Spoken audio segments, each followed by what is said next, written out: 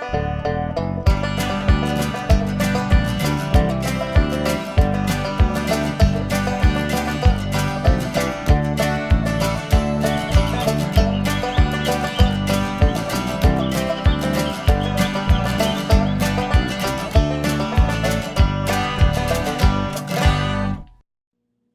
just want to take a minute here and show you a device that I am blessed to have, and I use this when I make my videos, so you'll wonder why I'm able to get a smooth scroll like this, or orbit.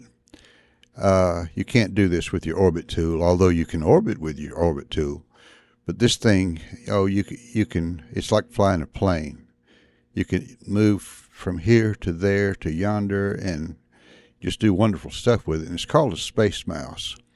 Now, they have a couple of versions of this. I'm blessed to have the wireless model, and it has buttons on it that you can assign to different functions, and it's made specifically for Sketchup, and it's a very neat device. Now, you don't have to have this. You can come over here with your mouse, and you can select your orbit tool. See how it's a little bit cruder? I mean, it works really good, and you have your pan tool. But see, this will pan and scroll and all kind of stuff all at the same time. Now, here is what's important about having a device like this. Let's take my pencil tool. When we're dealing with these little tiny models like this, I mean, these things are rarely more than 3 or 4 inches in real life.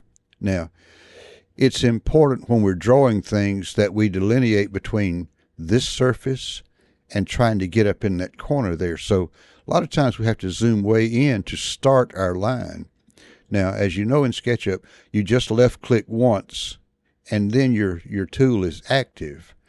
If I have to draw this line all the way across, I can't get there, you know. So we have to go over and we have to give up the tool for a second. We can then get to our pan tool, use our scroll wheel, and zoom in and out. So, you know, I can achieve this, and I can go over here. And this is the neat thing. When I go back to my pencil tool, it picks up where we left off. See, it has started the line. Now I can come over and I can connect. Okay, but with this tool, I don't have to give my tool up. See what I mean? I can see both places, and I can pan and zoom and do whatever. Now, that's one important thing that it does. But also, this you cannot do with your mouse. See how I can move away, I can move forward, I can look under, I can look over, all of this is done from one device. See? You do have to develop a touch for it. It took me a minute. You know, when I first got it, I was here, there, and yonder, and in and out, and all that.